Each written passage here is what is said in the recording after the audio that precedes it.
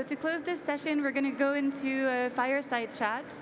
And as I just mentioned, we are going to be talking about less art and more culture and education. Today we're going to welcome Hamida Aman. She's an Afghan journalist and a media entrepreneur. Please join me. Welcome. On m'a dit de mettre ça là. D'accord? On m'a dit de mettre ça là.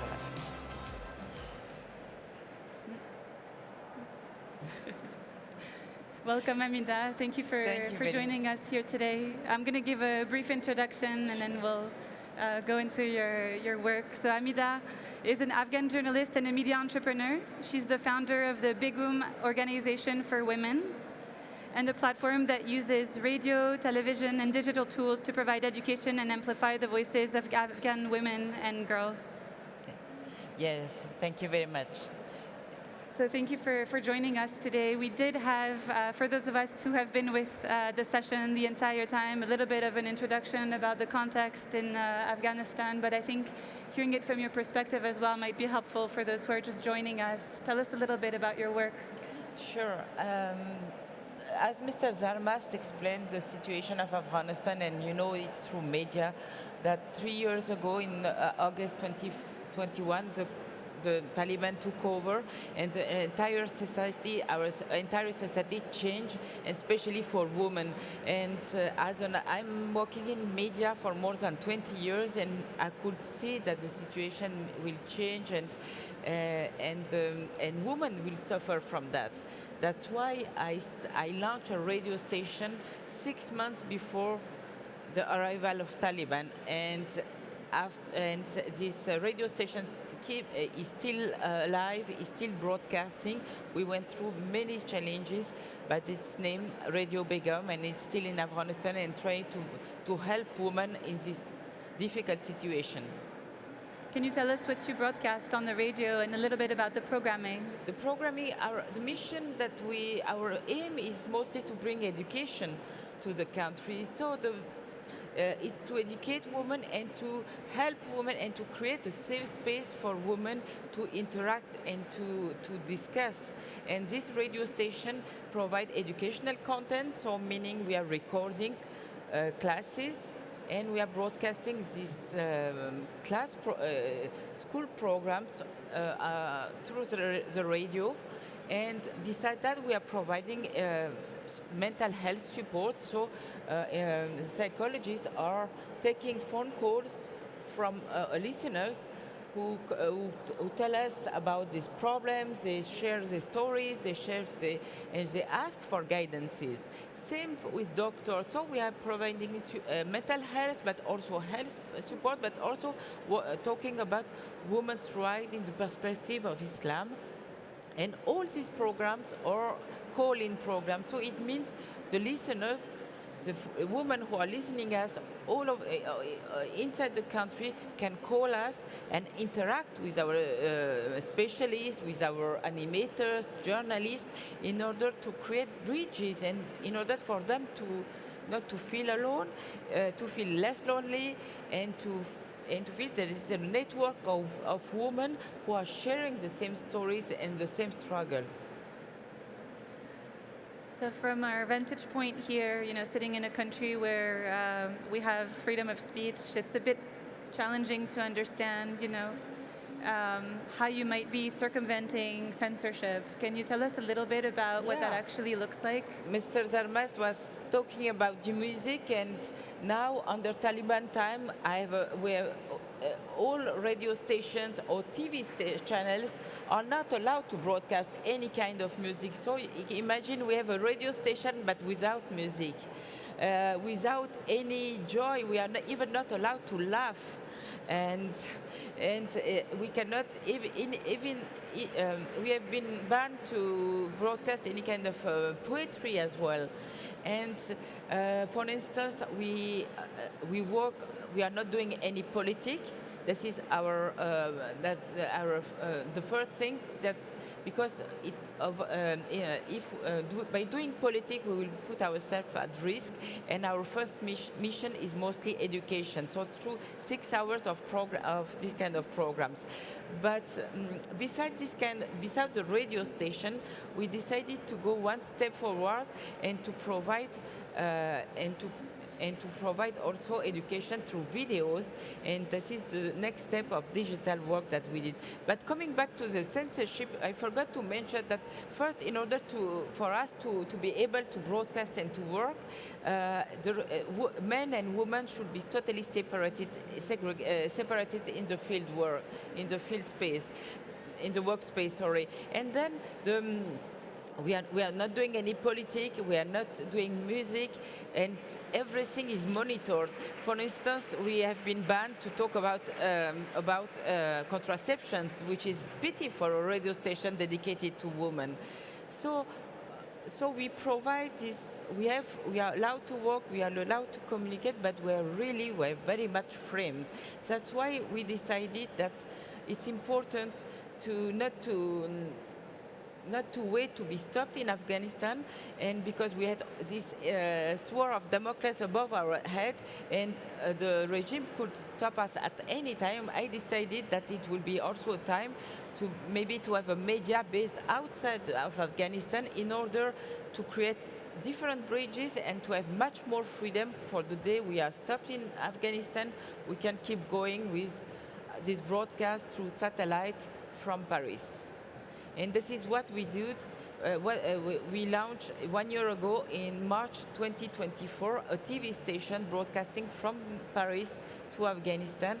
And this is another bridge that we are creating between, and this radio station is animated and is done, the programs are done by Afghan women journalists in exile who are here in France, and who have been evacuated 3 years ago, and who are now in a safe place, but able also to help their sisters in Afghanistan. I just want to go back for a second to all of the things you said you couldn't speak about. So do you actually respect that frame? We have to respect that frame. We respected that frame. Sometimes we went a little bit beyond this frame, and what's happened 2 months ago in February, we have been stopped. Taliban authorities stopped our radio station. They put 2 of our colleagues in jail, and it was super. We have been accused, accused from false accusation, because this, being a radio station dedicated to women in a country like Afghanistan, where when everything is against women, and any initiative for helping women is banned or undermined, we have been stopped because we were taking too much of space, and also because the radio was covering too many provinces and maybe have a large audience, and also because we launched this TV station also from Afghanistan. So we have been stopped during more than 2 months, almost 2 months, sorry, and we could resume our broadcast a few weeks ago, and it was very difficult. It was super tough to gain this authorization back, but we managed to do it. So we are quite proud, but it shows us also that we are very fragile in such environments. So you've mentioned the internal obstacles that you're seeing. Are you seeing obstacles from the larger community, from the international community? What is standing in your way? What kind of support do you need that you're not getting right now? Usually, it's this radio station, but also TVs are all NGOs, non-profit organizations. So they are NGO. So, and of course we are dependent on support of international organizations like the United Nations. And we know that these days, year after year, when the needs are increasing in the country, the support for Afghanistan is decreasing by 50% every year. And of course, the toughest situation right now is not only our organization, but also many other organizations working in the field, mostly on health sector or education sector. They are shutting down because of lack of support and lack of funding.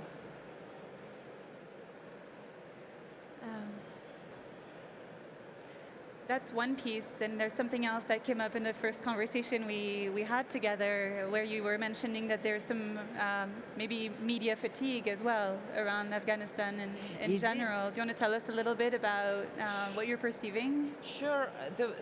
The country is again is isolated year after year, not only because there is a fatigue of the international, because there is also a new conflict coming, and Afghanistan is a very long conflict, and it's lasting for more than 40 years now. So, but also because we have Ukraine, Gaza, and many other conflicts, and also the new administration, a new Trump administration, also coming in the game, and all these things make Afghanistan very far behind of international attention, and it's becoming very difficult to have opportunities to talk about Afghanistan. And thank you for giving us this opportunity to mention what's going on and to raise awareness about the situation. But there is this fatigue, and the fact that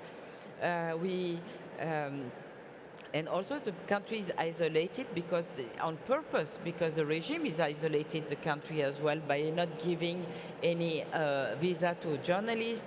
There is very few people who manage still to go just only a few journalists who are able to go and cover the situation.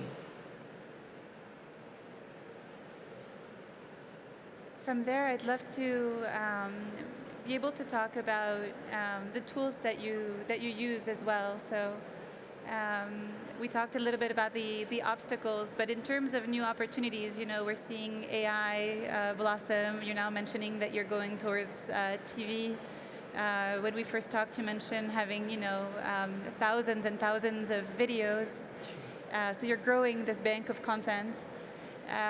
What is your hope, or what is the unlock in terms of being able to build the library and make it even bigger? What do you need today in terms of whether it's technology or contributors? Tell us what you need. Yeah, our need, as I said, we developed a lot of videos. So all the programming videos that we put in an application, in a platform, and now we just launched recently an application giving access online but also offline of this educational content that we produced ourselves. But we need always more educational content, more scientific content. It can be videos, it can be mostly videos, and it can be also cartoons to entertain and to educate also kids, also TV series, any kind of content that can also bring some joy, because we are allowed to broadcast any kind of content through the satellite channel, because we are not under the Taliban law. So, and at the moment in Afghanistan there is no joy, no hope, no music, no TV series, because all these things are banned. So we need this kind of content in order just to relay it and to broadcast it back to Afghanistan and to bring a little bit of hope and joy to people. Can you tell us what's next for Begum? What is the trajectory? What do you see in the future? The future, unfortunately, the future in the countries is not very. We don't have so many positive signs. The journey will be very long, and what we need is to keep giving hope to people when there is no sign of hope. This is the biggest challenge for us. But we'll keep going. We'll keep giving the voice to the women from outside, and we will try our best to last also inside the country. This is our biggest challenge for now, and if ever we will do our maximum, but if we cannot anymore work from inside the country, we will keep fighting from outside, and we'll try, and we will do everything we can to change the narrative of this regime, to counter this narrative in order not to make, in order to show to people that they are not alone, and we are, and what they are saying are not correct. So we are doing. I love that you also mentioned some of the content that is meant to bring joy, and how this education goes well beyond math and science and languages, and this idea of having all of these storylines and cultural content actually having a very profound place in all of this. Do you want to tell us a little bit more about that? That's why through Begum TV, the TV is broadcasting a lot of interviews and music and small chat, in order to also to show to bring some because from inside the country there is no media are not allowed to show women are covered. But Begum TV is broadcasting, but in a very normal way, with not all this censorship. So we have about a minute and a half left. I want to make sure that you have space to say whatever you most need to say. Is there something, a call to action, or something that you'd like to share that might be helpful, since we're at ChangeNOW? My message will be to keep talking about this situation. We are slowly going toward the recognition of this regime, and maybe a normalization between the Western countries and Taliban.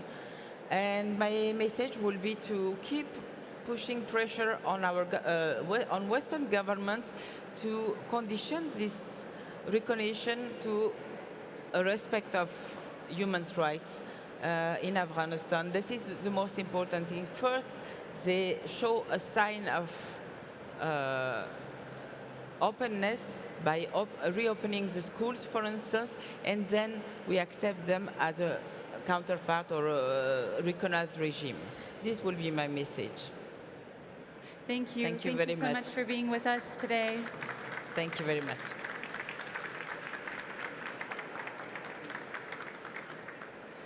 So in just a moment, we're going to play a video for you. So we're talking about art, we're talking about culture. We also wanted to give you an experience, and one that is tied to Dr. Ahmad Samha's keynotes. If you saw it earlier today, we actually wanted to play something by his orchestra. So you'll see it in just a moment.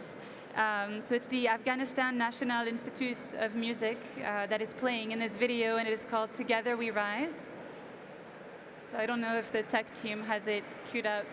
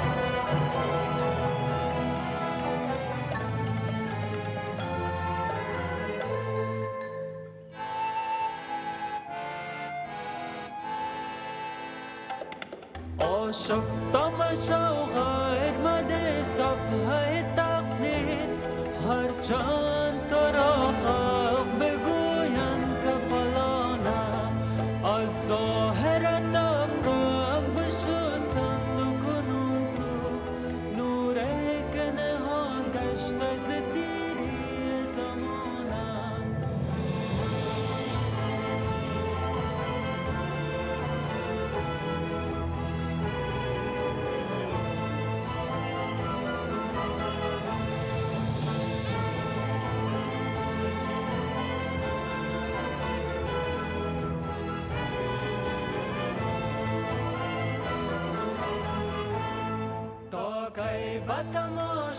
بتماشای فراق خود خانه این خانه فراشن پریدان به بیگانه تنها نگذارید به میدانش عزیزان شاهین که پرید از پای پرواز لانه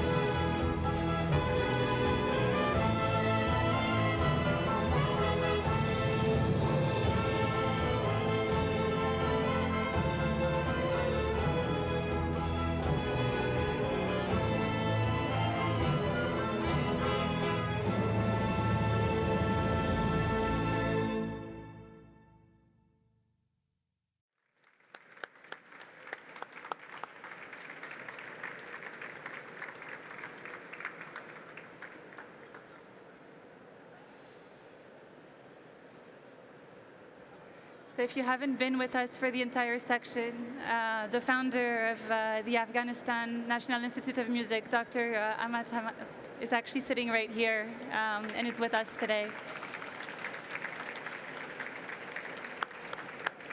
Thank you so much, Hamida, for joining us as well. Thank you to the speakers that were here with me on stage earlier and for staying all the way through. Thank you.